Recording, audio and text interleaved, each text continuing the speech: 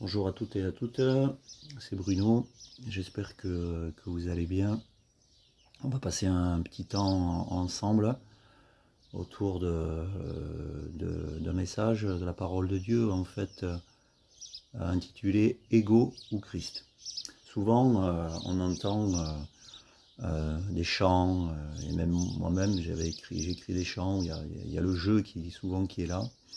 Et où on peut entendre des paroles comme je suis victorieux, je suis plus que vainqueur, je suis ceci, je suis cela, je puis tout par celui qui me fortifie, etc. Et donc le jeu est très présent. Et donc la question à se poser, c'est quel jeu parle? Quel est le jeu qui s'exprime? Parce que souvent, en fait, ce dont on aperçoit, c'est que finalement, Christ est là pour servir mon petit jeu à moi, mon ego à moi. C'est-à-dire que mon ego devient ceci parce que Christ a fait ceci ou fait des choses pour moi. On a l'impression qu'en fait, Christ est le serviteur de mon ego, de mon petit jeu à moi. Donc c'est ça la question qu'on doit se poser, où on doit être attentif, hein, du moins où on doit rester vigilant sur le fait que est-ce que c'est Christ qui est serviteur de mon jeu, de mon petit jeu à moi, de mon ego, ou est-ce que c'est mon ego qui est serviteur de Christ? Par exemple, quand je dis j'aime ou je n'aime pas ceci, euh, quand je juge, tout simplement, quand je dis ceci, je fais cela est juste, cela est bon, ça c'est bien, ça c'est pas bien, mais qui parle? Est-ce que c'est l'ego ou est-ce que c'est Christ qui parle? La question, en fait, là, notre vigilance doit être axée sur est-ce que je suis égocentré, c'est-à-dire centré autour de mon jeu, ou est-ce que je suis christocentré? Galates 3, 26. Car vous êtes tous fils de Dieu par la foi en Jésus-Christ. Romains 10, 17. Ainsi la foi vient de ce qu'on entend, et ce qu'on entend vient de la parole de Christ. Donc on voit bien ici que je suis fils à partir du moment où je suis axé, je suis en train de tourner, axé, autour de Christ, autour de la parole de Christ.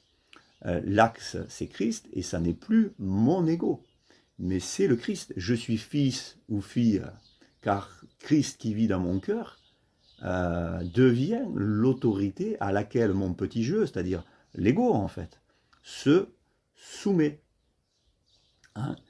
Donc, Galates 2, 20, j'ai été crucifié avec Christ, et si je vis, ce n'est plus moi, ego, mais Christ qui vit en moi. Galates 3, 28, il n'y a plus ni juif, ni grec, il n'y a plus ni esclave, ni libre, il n'y a plus ni homme, ni femme, car vous êtes un en Jésus-Christ.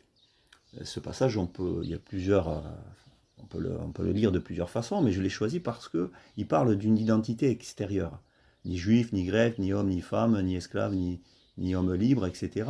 Cette identité extérieure qui est définie en fait par les choses comme la culture, notre langue, notre éducation, notre famille, voilà, et nos expériences personnelles, c'est-à-dire tout ce qui est venu nous façonner de l'extérieur. Notre ego a été façonné par tout un tas de choses venues du monde, en fait, par nos sens, venues de l'extérieur. Et donc, on pourrait croire qu'en fait, quand on devient chrétien, c'est-à-dire que notre petit jeu se convertit, entre guillemets, c'est-à-dire qu'en fait, notre âme se christianise, ou du moins devient chrétienne. C'est le jeu qui, par une action volontaire, devient chrétien. Pourquoi pas? C'est ainsi, c'est vrai, ça commence comme cela. Mais soyons attentifs par la suite de notre marche avec Christ, de ne pas croire que Christ est venu pour servir mon ego, que Christ est le serviteur de mon ego. Et donc, parce que si c'est le cas, si je crois que en fait Christ est là que pour servir mon petit jeu, il va y avoir un danger, c'est que l'ego va tirer à lui la gloire. Mon petit jeu va se croire tout puissant, il va se croire supérieur aux autres, il va croire qu'il détient la vérité, il va croire qu'il est agréé de Dieu dans tout ce qu'il fait, et puis il ne va jamais se remettre en question en fait. Il ne va jamais pouvoir se remettre en question, il ne va jamais pouvoir en fait accéder à la repentance, puisque il croit que Christ a fait son œuvre uniquement pour lui, pour le servir lui. Eh bien, c'est un danger potentiel pour notre marche, parce que Christ n'est pas venu pour être serviteur de notre petit jeu. Il n'est pas venu pour être soumis à notre ego.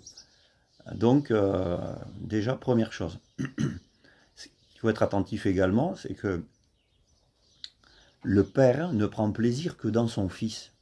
C'est écrit, hein, à un moment où Jean le Baptiste baptise Jésus, il y a cette voix, la voix du Père qui parle et qui dit qu'il prend plaisir en son Fils, uniquement. Hein. Il ne prend plaisir que dans son Fils. Donc je suis fils et fille lorsque Christ est présent en moi. Puisque je suis le temple, il vit en moi. Mais je suis fils quand je demeure en lui. Je suis fils quand je demeure en Christ. Je demeure en lui, il demeure en moi, nous demeurons dans le Père. Nous sommes de cette filiation quand Christ paraît en moi, quand je suis en lui, quand l'ego est soumis à la nature de Dieu, à Christ en lui. Donc, c'est important cela. Donc, c'est Christ qui est le centre, je suis christocentré et non plus égocentré. Et donc, une fois que je suis christocentré, on va bien s'apercevoir que le Christ est la parole et qu'il parle. Et donc, s'il parle en moi et au travers de moi, il me rend capable, c'est une façon de parler, hein, de parler comme lui. C'est-à-dire que, c'est Jésus qui va le dire, il a dit, ne savez-vous pas aussi, il va parler en disant, il est écrit que vous êtes des dieux. Donc ça veut dire que nous pourrions proclamer, je suis Dieu. Mais attention, et là c'est par exemple dans le New Age où on peut voir ce genre d'erreur, c'est-à-dire que je suis Dieu, mais c'est une proclamation de l'ego. C'est l'ego qui se proclame Dieu. Attention, là c'est l'hérésie en fait. Hein. L'hérésie, elle vient de là.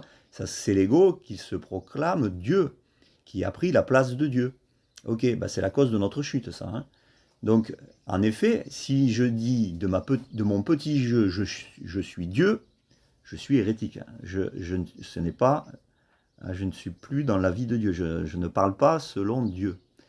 Mais si j'entends la voix de Dieu en moi, je vous rappelle que Yahvé, qui parle à Moïse depuis le buisson, dit « Je suis celui qui suis, je suis celui qui est ». Donc on voit bien que c'est une question aussi d'identité, et il se définit comme celui qui se connaît parfaitement, et il dit « Je suis ».